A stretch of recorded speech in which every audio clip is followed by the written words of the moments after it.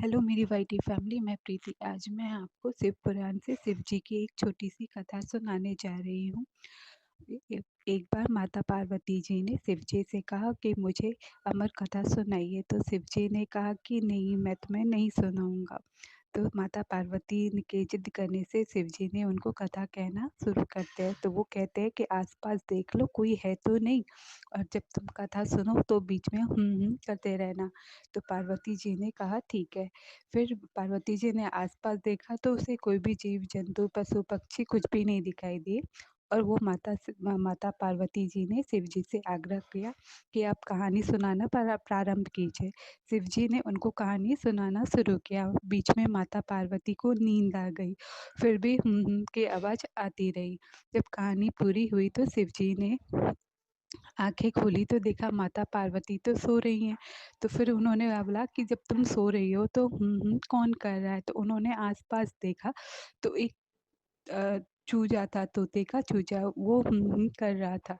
तो शिव जी ने उनको मारने के लिए उनके पीछे दौड़े। वो तोते का जो चूजा तोता था, वो उड़ता हुआ एक ऋषि के आश्रम में चला गया, और शिव जी पीछे-पीछे उनके दौड़ते रहे, और वो चूजा वहाँ ऋषि पत्नी थी, मुझे उनका नाम याद नहीं आ रहा है। फिर वो पत्नी, जो ऋषि की पत्नी थी, वो उबासी ले रही थी, तो सुखदेव, मतलब जो वो तोता था, वो उनके मुँह के द्वारा उनके गर्भ में चला गया। अब शिव जी वहीं बैठे रह गए और उनको बोले बाहर निकलने के लिए, तो उसने कहा कि मैं बाहर नहीं निकलूँगा।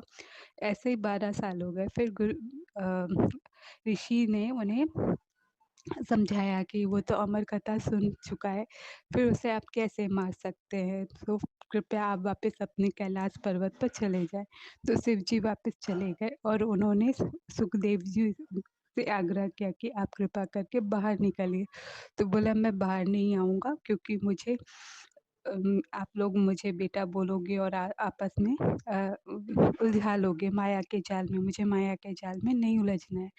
तो ऋषि ने उन्हें समझाया, तुम्हारी माँ को दिक्कत होती है, परेशानी होती है, तुम उनके पेट में 12 महीने से हो। तो उनके समझाने पे सुखदेव जी बाहर निकले, और उन्होंने कहा ठीक है, तुम सन्यास में चले जाना, मैं तुम्हें नहीं रोकूँगा। फिर वो बाहर आए, और बाहर आते ही वो अपना माता-पिता को प्रणाम करके घर त्याग करके चले गए। यही है जो सुखदेव जी, इन्होंने भागवत कथा और 16 पुराण लिखे हैं, और इन्होंने ही राजा परीक्षित को श्रीमद् भागवत कथा सुनाई थी। Please like, subscribe and share. Radhe Radhe.